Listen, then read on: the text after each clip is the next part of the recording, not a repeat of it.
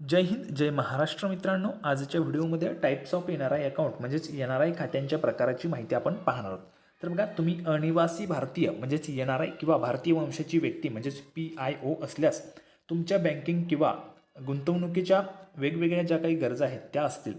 तुम्ही परदेशात राहत असल्याने तुमचे बहुतांश उत्पन्न आणि बचत परदेशी संप्रदायांमध्ये असेल, उदाहरणार्थ US डॉलर, युरो इत्यादीमध्ये.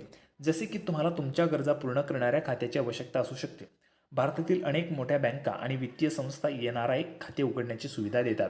ही खाती चलन मूल्य, रकमेची हस्तांतरण क्षमता म्हणजेच जे काही तुम्ही वेगवेगळ्या देशांमध्ये पैसे कमवत असाल, युरोमध्ये असेल, डॉलरमध्ये असेल, त्याचबरोबर जपानी येनमध्ये असेल, जे काही प्रकारामध्ये तुम्ही पैसे कमवत असाल तर ते पैसे ह्या ठिकाणी ट्रान्सफर होतात म्हणजेच आपल्या इंडियन करन्सीमध्ये होतात. ही खाती चलन मूल्य, रकमेची हस्तांतरण क्षमता, कर इत्यादींबाबत अनेक सुविधा पुरवतात. पण तुम्हाला एन-आर-आय खात्यांबद्दल सर्व काही माहिती आहे का? एन-आर-आय खाते म्हणजे काय आणि एन-आर-आय खात्याचे विविध प्रकार आपण ह्या ठिकाणी जाणून घेणार आहोत. तर बघा, एन-आर-आय टाइप्स ऑफ एन-आर-आय अकाउंटचे आपण ह्या ठिकाणी प्रकार पाहणार आहोत. एन-आर-आय खात्याचा अर्थ अनिवासी भारतीय म्हणजेच एन-आर-आय किंवा भारतीय वंशाच्या व्यक्तीने म्हणजेच PIO रिझर्व्ह बँक ऑफ इंडियाने RBIने अधिकृत केलेल्या बँक किंवा वित्तीय संस्थेमध्ये विविध सेवा देण्यासाठी उघडलेल्या खात्यांचा संदर्भ एन-आर-आय खाते आहे. तुमच्या आर्थिक गरजा पूर्ण करण्यासाठी तुम्ही निवडू शकता अशा एन-आर-आय खात्यांचे प्रकार येथे दिलेले आहेत. तर बघा, सर्वात अगोदर पहिला प्रकार आपण पाहूया. अनिवासी बाह्य म्हणजेच NRE खाती, त्यालाच आपण नॉन रेसिडेंट एक्सटर्नल अकाउंट्स असे म्हणत असतो. दुसरा प्रकार आहे अनिवासी सामान्य, त्याला आपण NRO खाती असे म्हणतो, त्यालाच आपण इंग्रजीमध्ये नॉन रेसिडेंट ऑर्डिनरी अकाउंट्स असं म्हणत असतो. आणि तिसरा प्रकार आहे परकीय चलन अनिवासी, त्यालाच आपण FCNR, त्यालाच आपण foreign currency non resident accounts असं म्हणत असतो. आता आपण ह्या ठिकाणी अनिवासी बाह्य NRE खाती म्हणजेच नॉन रेसिडेंट एक्सटर्नल अकाउंट्सची माहिती पाहूया. अनिवासी बाह्य NRE खाते तुम्हाला तुमची परदेशी कमाई भारतात सहजपणे हस्तांतरित करू देते. तथापि या प्रकारचे खाते रुपयांचे वर्चस्व आहे आणि ते चालू, बचत, मदत किंवा आवर्ती ठेवींच्या स्वरूपात उघडले जाऊ शकते.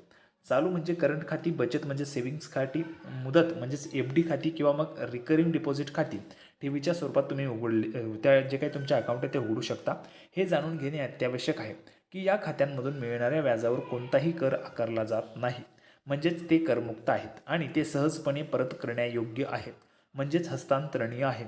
ही खाती भूतपूर्व किंवा सरबाहेवरच्या आधारावर जवळच्या नातेवाईक निवासी भारतीयांसह संयुक्तपणे उघडली जाऊ शकतात, म्हणजेच जॉईंट देखील तुम्ही हे अकाउंट त्या ठिकाणी उघडू शकतात. त्यानंतर बघा, पुढचा प्रकार अनिवासी सामान्य खाती, त्यालाच आपण नॉन रेसिडेंट ऑर्डिनरी अकाउंट्स म्हणतो. अनिवासी सामान्य NRO खाते हे प्रामुख्याने भारतात कमावलेले रुपये जमा करण्यासाठी उघडले जाते. या खात्यात विदेशी कमाईही जमा करता येते. जेव्हा एखादा भारतीय नागरिक तिथे राहण्याच्या उद्देशाने नोकरीसाठी परदेशात जातो तेव्हा त्याची रहिवासी खाती बँकेने NRO खात्यात बदलली पाहिजेत. त्यामुळे व्यक्तीच्या परदेशात जाण्याबाबत बँकेला माहिती देणे आवश्यक आहे.